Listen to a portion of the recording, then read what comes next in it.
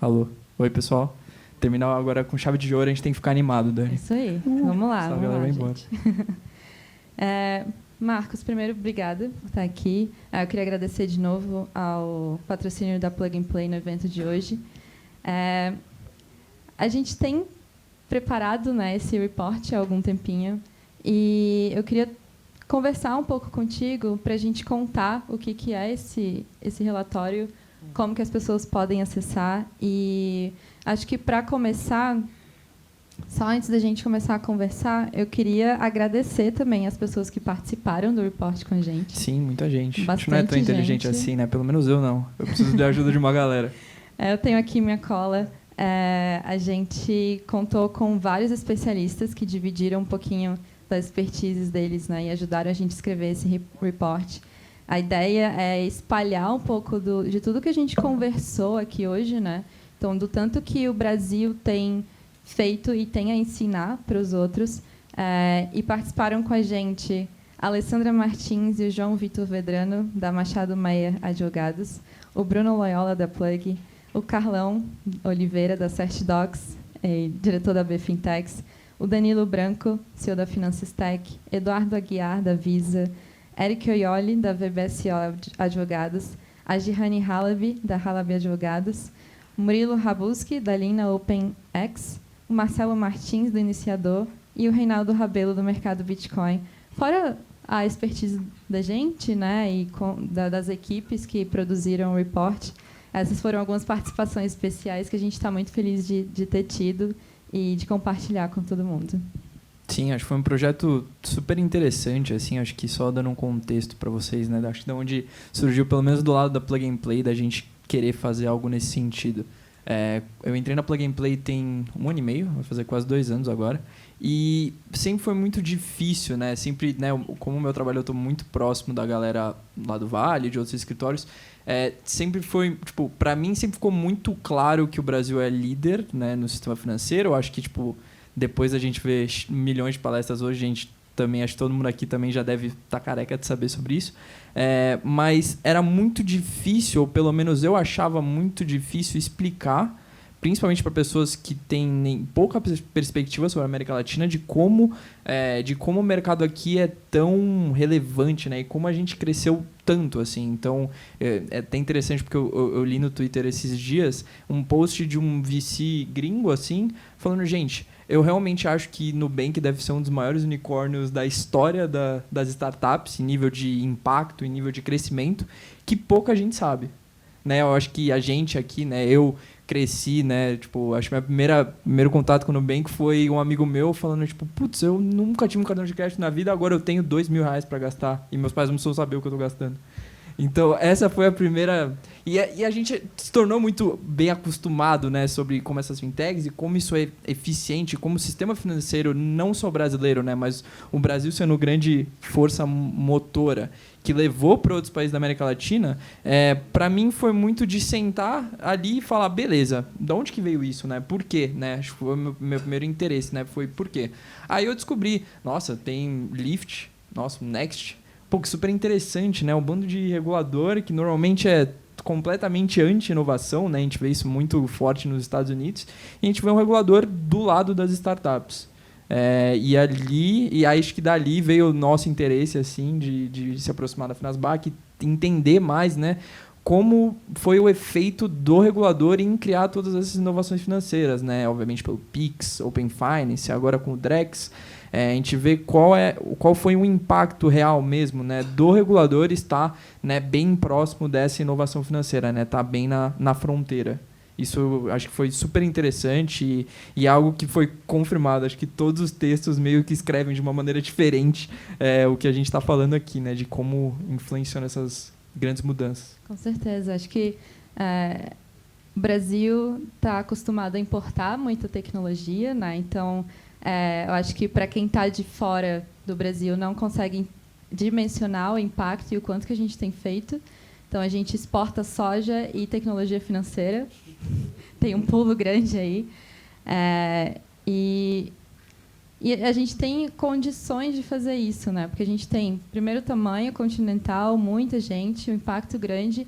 E o que foi falado aqui antes também, uma a abertura grande das pessoas para testar coisas novas, para aderir à tecnologia, e a velocidade do regulador, né? Então, acho que esses 3 elementos ajudam a gente a conseguir tomar essa dianteira, mas os outros países não estão acostumados a olhar para o Brasil com esses olhos, né? Então, acho que do lado da FENASBAC, a gente fica super feliz de estar participando dessa conversa em nível Brasil, e acho que, né, as pessoas que estão aqui nessa sala e assistindo ao vivo entendem um pouco do impacto do que a gente tem tentado fazer para trazer essa conversa e movimentar isso, né, junto com os reguladores e com o mercado. Mas acho que agora a gente está na hora de levar isso para fora. Então, para a gente foi interessante também se juntar com o Plug and Play, porque a gente tem a presença forte no Brasil e vocês têm presença forte fora do Brasil. Então, acho que foi um casamento super legal para a gente tentar disseminar isso, trazer mais investimentos para o Brasil também. Eu acho que isso é um objetivo, né, interessante, trazer os olhos, as atenções, os VCs, os inovadores, enfim, acho que tem muito a ganhar. Não, com certeza. O que você falou, Dani, acho muito verdade isso. O nosso head de cripto lá na Plug and Play, né, o Max, eu tenho uma relação muito próxima com ele. Mesmo ele sendo colombiano, ele não sabia, né, mesmo tendo trabalhado também, né, quando ele estudava em Stanford sobre regulações CBDCs, ele não sabia o quão avançado a gente estava. E é sempre uma surpresa eu explicar coisas, né, tipo, que pra gente é muito trivial, tipo o Pix, né? O Pix em menos 6 meses, eu não vou lembrar o número agora, mas era um nível de transação diária assim absurda, né? Já tinha até passado o UPI da Índia. E que, putz, é UPI, não é? Proporcionalmente, exato. Per capita. Não, pô, que isso. Mas, né, voltando ao que eu tava falando, né, tipo, dá para perceber, né, e eu acho que tá ficando cada vez mais claro a influência, né, do mercado financeiro brasileiro, né, no desenvolvimento de fintechs globais. Eu acho que o maior exemplo que a gente tem recente, né, além do Nubank, que eu já citei, é a Pismo, né, é a venda da Pismo para Visa. Eu acho que foi um grande movimento assim que mostrou, acho que, 2 coisas para o investidor estrangeiro, né? De um lado, né, algo que a gente já está discutindo aqui, que é a força do impacto tecnológico, do crescimento na inovação tecnológica financeira aqui no Brasil, mas não só isso, né? É a força do investimento, né, da América Latina também pode gerar grandes exits, né? Que, né, acho que um grande problema que eu acho que tira um pouco de alguns investidores, e eu já tive que ser o cara chato de falar, gente, vamos olhar para o Brasil, pelo amor de Deus, é que tem muito pouco exit, né? Exit, para quem não sabe, é a saída, né, do investidor de venture capital. Então, toda vez que ele investe, ele espera um período de 5 a 10 anos uma saída, ou seja, uma venda para um grande player ou, na máxima, né, uma abertura de capital aberto. E uma grande dificuldade desses investidores é entender o potencial de saída, né, de exit aqui na América Latina. E na minha opinião, a venda da Pismo significa, eu acho que uma grande mudança, assim, onde a gente vai começar a ver cada vez mais startups de infraestrutura financeira, olhando aqui para o Brasil, startups que estão desenvolvendo toda essa força motora dessa nova economia digital, né, com Drex e com cripto cada vez se tornando mais próximo, né, da nosso dia a dia. Eu fico super feliz de estar num evento do Banco Central e ver uma palestra sobre DeFi. Assim, eu acho que isso era algo que eu lia, né, no meu quarto, no meu PC, quando eu estava na faculdade, algo sendo discutido com o regulador. Isso é super interessante, assim, e acho que ver, né, essa aproximação e ver esse desenvolvimento se tornando algo, né, rentável e muito mais palpável também, né, de saída, eu acho que, né, vai ajudar também a trazer esses investidores, né, principalmente investidores globais, que já, né, acho que quando a gente teve em 2021 aquela queda, na verdade mais 2022, né, que teve um aumento na taxa de juros e, por consequência, né, teve uma saída muito grande do capital estrangeiro daqui do Brasil e da América Latina como um todo, né, mas houve também o retorno e o aumento nos investimentos early stage. Se você olha os investimentos de bem inicial, ou seja, no período da ideia ou buscando tração, buscando fit com o mercado, esses investimentos continuaram aumentando e a gente vê esse apetite aumentando, principalmente nesses estágios iniciais. Então, obviamente eu sou um cara bem ufanista em relação à região, mas eu acredito que, né, na América Latina ainda há uma grande oportunidade assim da gente realmente ter grandes companhias, né? Eu acho que o Nubank é o grande exemplo, né? É o nosso carro-chefe, né, da região, mas principalmente com o Drex, principalmente com esses novos desenvolvimentos, não só os desenvolvimentos tecnológicos em si, mas sim a grande adoção da população. Né, a gente vê o nível de uso de internet na América Latina é bem maior do que vários países envolvidos. Mesmo a gente tendo todos os problemas de celulares caros, planos de celular caro, mesmo assim essa influência, esse impacto é bem grande.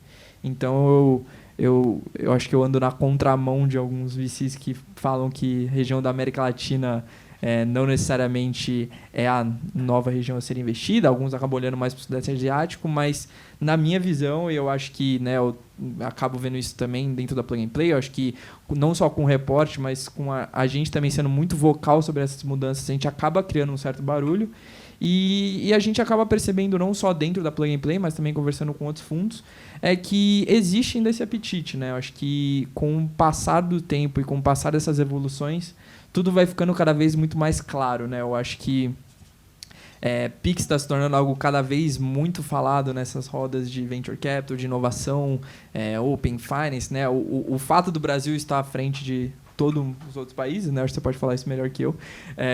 E principalmente agora com o Drex, que vai ser uma grande evolução, assim, né? A gente ainda está tentando entender qual vai ser o real impacto, mas que os benefícios é inegável. Então, eu acho que é muito esse reporte, principalmente, é muito da gente, né? Ao invés de eu precisar chacoalhar cada VC que eu encontro que não é do Brasil e falar, cara, investe na América Latina. É muito mais fácil dar para ele um monte de texto que ele vai ler e vai, pelo menos, entender alguma coisa. Sim, com certeza. Eu gosto muito do ponto que você trouxe de quanto que vale a pena investir nas startups daqui, porque eu acho que os empreendedores do Brasil têm uma coisa que é admirável, que é a resiliência. Todo mundo sabe que não é a coisa mais simples do mundo ser empreender no Brasil, né? A gente tem um dos mercados mais complexos, a gente tem uma regulação complexa. Então, se a pessoa consegue fazer sucesso aqui, é muito mais fácil exportar isso para fora do que o contrário, né? Do que trazer uma solução de fora para cá. Então, eu acho que a gente tem esse ponto muito importante e a gente também vai na contramão de algumas coisas que as pessoas costumam pensar lá fora. Então, a gente vê, por exemplo, os Estados Unidos, ele tende a ou fazer uma regulação que é proibitiva ou tentar não regular, porque ele quer deixar o mercado agir. E aqui a gente vê a regulação atuando e fazendo a inovação acontecer de uma forma muito melhor, muito mais rápida e gerando outras oportunidades de negócio, né? Então, assim, o Pix vem uma infraestrutura que o Banco Central fala, olha, bancos, vocês têm que ter isso aqui, e acaba que surgem milhares de fintechs e outras soluções que usam essa infraestrutura para trazerem inovação na ponta, né? Serviços diferentes para a população. Enquanto que Estados Unidos... A gente pode, né? A gente pode dar uma falar que o FedNow é horrível, né? Não tem problema. A gente pode falar mal do FedNow aqui, né? Então, estão tentando, colocaram o FedNow e como é que está a adoção disso, né? Então, acho que a gente não deve também subestimar o papel do regulador de conseguir levar a inovação para frente. E eu acho que a gente tem a sorte e pessoas muito capacitadas nos reguladores de pensar em regulação de forma principiológica, né? De uma forma que isso leve a inovação e que não restrinja, entendendo todos os impactos, entendendo até onde a gente pode ir, até onde que deve ser mais controlado ou não. Então, acho que esse é um ponto interessante. E a ideia do report é que a gente traga um pouco de panorama geral, né? Sim, então, sim. A gente fala um pouco de vários desses assuntos. Você quer falar um pouquinho quais são os assuntos que a gente está abordando no report e se tem algum que te chamou mais atenção? Não, super legal. São 5 temas, né? Então, a gente primeiro olha para o Pix, depois a gente olha para o Open Finance, depois a gente olha para cripto e blockchain, de uma maneira geral, e não entrando necessariamente em Drex. Depois a gente entra em verticalização de fintechs. E, por último, a gente entra em Drex. São 5 temas bem amplos, assim. Na minha opinião, e aí, né, vem o meu viés, que eu acho super interessante, essa parte de verticalização, eu acho muito mais porque não é muito bem... Não muito bem falada, mas eu sinto que, tipo, não dão a necessária atenção. Porque a verticalização, para mim, não é nada mais nada menos do que a conclusão de uma grande inovação financeira regulatória, mais tecnológica, que trouxe Nubank, que trouxe essas primeiras fintechs, que facilitou a criação de outras fintechs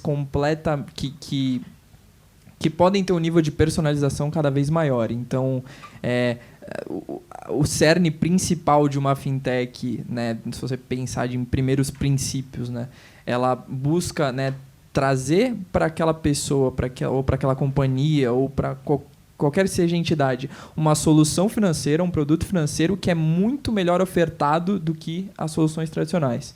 Seja por ineficiência, seja por parte burocrática e seja pela ineficiência inerente de um grande player ou um grande banco, né? E eu estou no Bradesco, acabei de lembrar disso, mas releva. É um ótimo grande banco, sim. Mas às vezes inovação é legal também.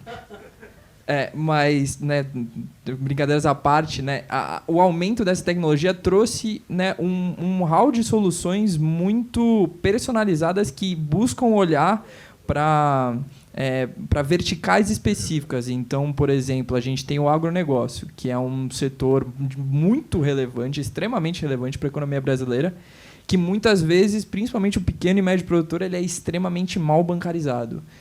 Você não consegue entender como ele está produzindo, o quanto ele está produzindo, qual é o tipo de cultura. E isso, obviamente, por um tamanho de um grande banco, é muito difícil você, né, enquanto você tem diversas coisas para fazer no seu core, você não vai delimitar uma parte grande para construir uma solução específica, né? Então, o que a gente vê nessas fintechs é trazer aceleração e trazer as mudanças para esses setores. Então, eu acho que a parte que eu mais gosto no relatório é essa parte de verticalização, porque, na minha opinião, é uma grande mistura de todas as outras coisas que a gente fala. Então, na minha opinião, acho que são os cases mais legais de ler. Não que o Pix não seja legal, saber da infraestrutura e da parte de outras infraestruturas criadas pelo regulador e utilizadas por diversas fintechs, mas olha especificamente na ponta. Então, a gente está olhando para melhores soluções para um agropecuário, por exemplo, para ele ter um melhor crédito. A gente está olhando para melhores soluções para quem exporta para outros países. Então, tem toda a questão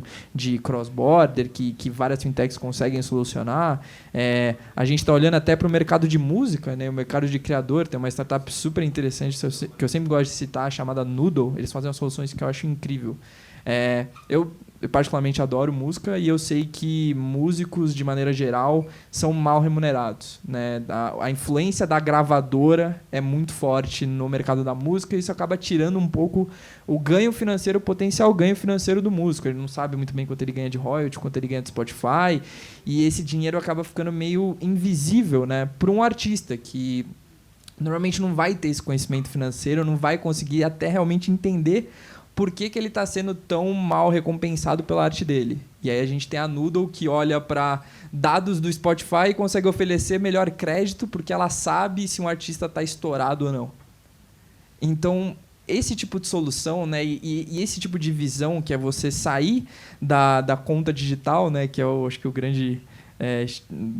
acho que a grande crítica que às vezes fintechs recebem, que é tipo, vocês são só uma conta digital, só uma wallet. Não. Eu acho que essa tecnologia traz benefícios e já traz benefícios para verticais específicas, para públicos específicos que os grandes bancos não conseguem, né, não têm o apetite também para desenvolver essas soluções. E algo que eu acho que as fintechs acabam colocando para si e acabam se tornando, acho que, muito, muito interessantes, principalmente quando a gente pensa em acessibilidade financeira, né? A gente pega, não são necessariamente desbancarizados, mas são, né, com falta de tradução, vou ter que usar o meu inglês, que é underbanked, né? Tipo, eles têm serviços financeiros, só que não são realmente os mais eficientes para eles. Então, na minha cabeça, acho que é o tema mais legal, assim, mais palpável, que eu mostraria para minha mãe ler, por exemplo. Ela entenderia. Eu também gosto bastante disso. Eu acho que principalmente quando você junta o todo e você consegue ter a noção do que vem sendo construído, de como as coisas se interrelacionam, né? Então, acho que muito da ideia do banco de camadas que vão se compondo, é uma componibilidade, basicamente, né, do sistema financeiro, e de como isso afeta o todo e de como que a gente pode criar soluções inimagináveis antes, só com as peças. Então, assim, o todo é maior do que a soma das partes, sabe? Eu acho que essa talvez seja a mensagem final de tudo que a gente conseguiu coletar nesse report. E eu espero que o pessoal de fora e quem for ler também daqui consiga pegar um pouquinho mais dessa sutileza, entender um pouco mais do que a gente está fazendo, da importância disso tudo. A gente está acabando aqui o tempo, mas só para compartilhar, então, como que as pessoas podem acessar esse report, né? Ele vai ser lançado oficialmente amanhã, mas aqui no QR Code a gente tem um cadastro para quem quiser receber. Quem se cadastrar aqui já vai receber o report amanhã no e-mail.